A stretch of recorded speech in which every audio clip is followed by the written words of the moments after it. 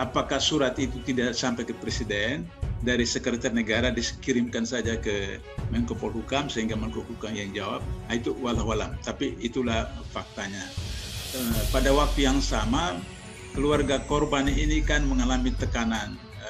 Saya kan mantan wartawan dulu waktu mahasiswa. Jadi saya tahu betul bagaimana harus melakukan keseimbangan berita, data, fakta, dan informasi. Maka saya dan teman-teman datang ke 6 keluarga korban itu. Satu persatu didatangi. Satu persatu. Satu malam 2 orang, satu malam 2 orang. Menyaksikan rumahnya, menyaksikan keluarganya, mendengar riwayat hidupnya. Dari 6 orang itu 3 janda dan 3 yang masih ada orang tua.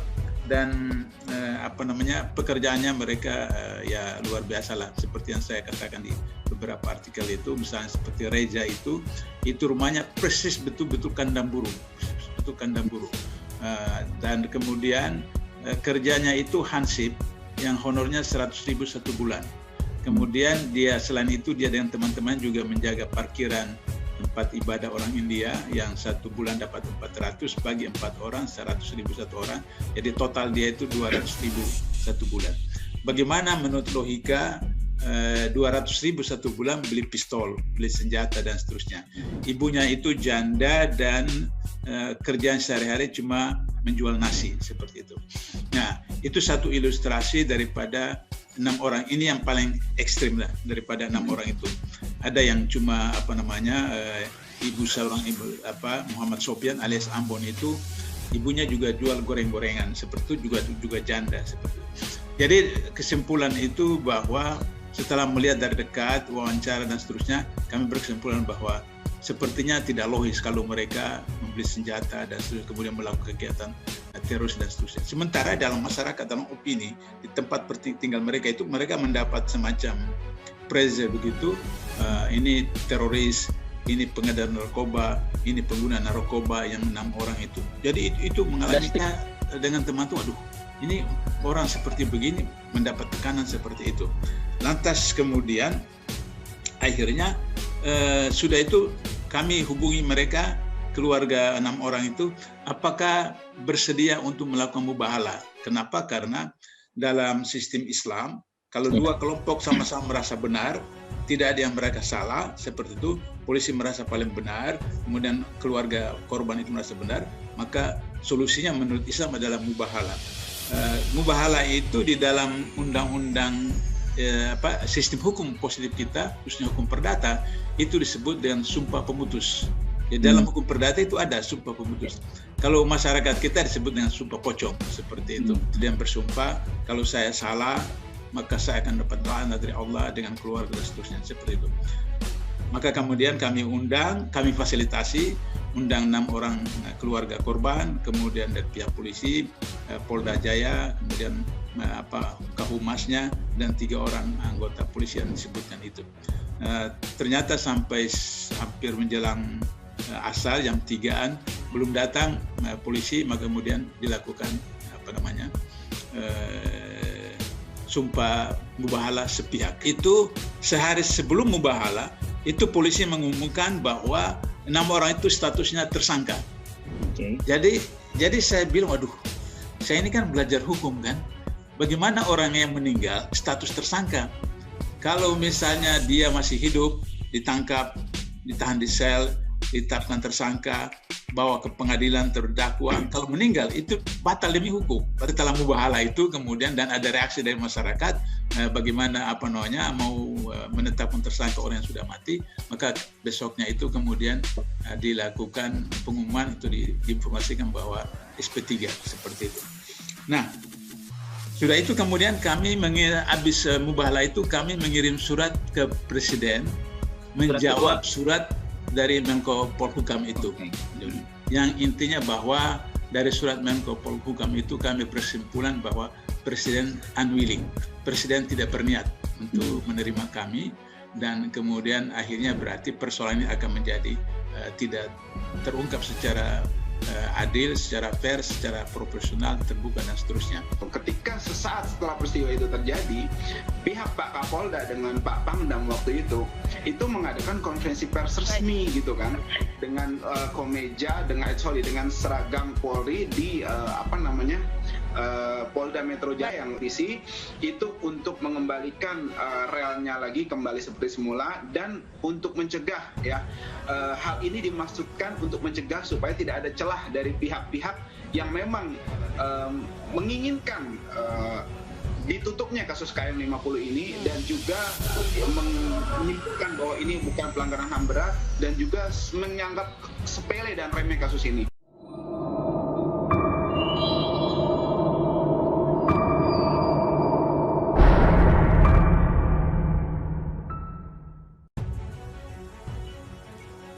Info A1, dia yang terlibat pembunuhan 6 laskar. Mabes Polri kebakaran jenggot. Pihak kepolisian saja sampai hari ini tak berani buka. Politikus Partai Umat. Info A1, dia terlibat pembunuhan 6 laskar FPI. Portal Islam. Ada seseorang yang sudah dikenal publik terlibat dalam pembunuhan 6 laskar Front Pembela Islam atau FPI. Dia terlibat pembunuhan 6 laskar. Info A1, kata politikus Partai Umat Buniyani di akun Twitternya. Ayat 1 keadilan.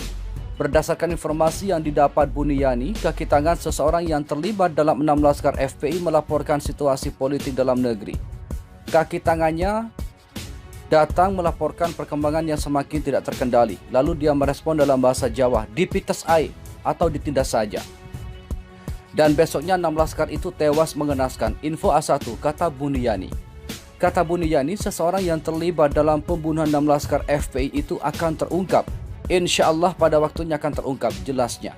Sebelumnya mantan Kepala Badan Intelijen Strategis atau BAIS TNI Legend Purnawirawan Yaya Sudrajat mengungkapkan aparat negara terlibat dalam pembunuhan 6 laskar FPI. Terkait judul buku ini, seharusnya pembantaian terhadap 6 umat Islam pengawal HRS oleh aparat negara, kata Yayat dalam peluncuran buku putih terkait penembakan 6 anggota laskar FPI di KM50 Tol Jakarta Cikampek beberapa waktu lalu. Keterlibatan aparat negara dalam kasus ini, kata Yayat, berdasarkan pengakuan Kapolda Metro Jaya Fadil Imran yang mengumumkan aparatnya terlibat. Kita bisa menilai aparat negara yang pernyataannya selalu berubah-ubah, barang bukti diada-adakan dan direkayasa, papar Yayat. Yayat menilai buku putih ini memperlihatkan brutalnya pembunuhan terhadap 6 umat Islam pengawal HRS. Kalau pemerintah mau menegakkan keadilan bisa menguak kebenaran dalam buku ini, jelas Yayat. Ia juga merasa heran adanya tuduhan 6 umat Islam yang terbunuh oleh aparat menggunakan senjata api. Fakta-fakta korban ekonominya susah dituduh mampu membeli senjata ini, ungkap Yayat.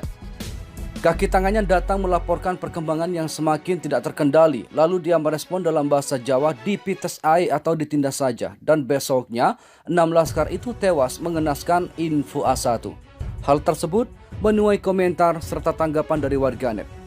Sebenarnya sudah diisyaratkan siapa dalangnya oleh sang hakim, ujar Datu 010. Dipites ai, dipateni ai, bahasa Jawa, searti dengan dibunuh atau dihabisi saja. Berarti dalangnya wong Jawa, ujar MN Ardiansa. Hendro atau Pak Mul, kata Dwi Sri Agus. Apa Mbak Mega? Kayaknya celutukan-celutukan khas ini. Kita tunggu pengadilan 2 aparat eksekutor. Semoga mereka berdua mendapat hidayah, diberi kekuatan keberanian untuk membuka tabir apa yang sesungguhnya terjadi di pengadilan nanti, ujar Muslih Muhammad. Ya Allah, piteslah mereka yang telah memites 6 laskar itu. Atuk Mano menambahkan. Dia itu yang bilang dipites ai komandan predator KM50K? Wow. Bahkan dulu saya pernah lihat videonya seorang yang katanya ulama besar ikut juga mendukung pembantaian 6 syuhada. Tembak saja. Dar wis modar. Tak lama dapat kursi empuk juga rupanya. Na'udzubillah. Ungkap akun Twitter Mulya Wijaya. Kalau dalam bahasa Jawa dipites ai bukan ditindas tapi dimatiin saja. Siapa yang paling berkepentingan untuk dilaporkan kegiatan IBHRS? Tulis akun Twitter Jumelan. Dipites sama dengan cara mematikan kutu pakai kuku, dipites atau dibunuh. Semoga Allah Subhanahu wa taala membalas kezaliman pelaku dan dalangnya sebagaimana perlakuan mereka terhadap 6 laskar. Amin. Ujar Harian 2011. Komunis yang paling membenci ulama keturunan dan pro komunis. Utang pati nyaur pati dinteni wae kabeh wis kepedung dening Gusti. Teman tinemu menambahkan. Semoga disegerakan tawur rakyat. Sampai jumpa di pengadilan akhirat. Wow. Emangnya kutu dipites, kata Umar Gatet. Gilo luntrah, astagfirullah, neraka jahanam kekal, Sandi Fernandes menambahkan. Menunggu mereka sekarat seperti Kamal Atatürk, satu kata biadab, ujar Amor Legend. Berarti intrusi si Jai, bahasanya mak lampir ini ya, biadab, Indra Lewis menambahkan. Pantesan Jateng dan Jatim yang kantong suara di landa Covid besar-besaran, azab tuh buat orang-orang tolol itu. Jangan pukul rata dong, Jateng Jatim tidak salah, manusia-manusia serakah yang harus dimusnahkan, kata Rariru Rero. Yakin pembunuhan Laskar IBHRS besok lusa akan digelar pengadilan. Kalau sebelum 24 mah tidak berharap, banyak sudah sibuk ngurus kopat Covid. Insya Allah doa kita sudah tersimpan di kitab Allah, apalagi doa keluarga yang dizolimi, ujar Dedi Kusdedi 3. Bahasanya mirip teman Ahok. Biadab rezim Bipang, tipu-tipu rakyatnya, koruptor tumbuh subur, rakyat terpecah belah, utang meroket, rakyat menderita, ketidakadilan, hukum, kezaliman, kebohongan, kebatilan, kemunafikan, ekonomi hancur, ulama dikriminalisasi, semoga cepat kolaps dan nyungsep, amin, kata Rocky Najai. Si aktor itu orang Jawa atau orang yang bisa bahasa Jawa, min? Lama-lama kebongkar nih. Dipites kalau di bahasa Jawa ya dimatiin kayak kutu kepala itu. Isi ngeri kali. Sidah Sastro menambahkan. Bukankah Gajah Mada ngomong pakai bahasa Sanskerta? Antara si nenek yang gak percaya hari akhirat atau Muijot. Klunya doang rada diperjelas biar nggak jadi fitnah bun, ujar Nugelo. HP nih yang ngomong atau BG? Terpites di jalur bebas hambatan. Gaya bahasa siapa ini? Orang Jatim ya yang bilang, ujar Siti Hasanah. Pites dalam bahasa Jawa sama dengan mati. Gak usah ngarang bos, kalau emang gemar mengarang mending nulis cerita anak aja. Kasih Kancil dan Bani Bipang, ujar Aaron Brusen. Allah Maha Adil, wong Jawa kejam. Dapat info dari mana? Sekarang gampang amat orang nulis A1. Tapi mari kita basmi bersama. Itu bahasanya lampir or om kontropoli, ujar Wong Deso 123. Rapatkan barisan, tetap kawal, jangan terlena, tetap fokus. Usut tuntas pembunuhan 6 nyawa Laskar FPI oleh polisi di KM 50. Pelanggaran HAM berat, bentuk TGPF KM 50, libatkan HAM internasional, copot Kapolda Metro Jaya, ganti rezim, segera semua akan terungkap pembantaian rakyat ini, ujar Sumantriom. Terima kasih telah kunjungi channel ini. Kami hanyalah sebatas menginformasikan, Andalah yang memutuskan.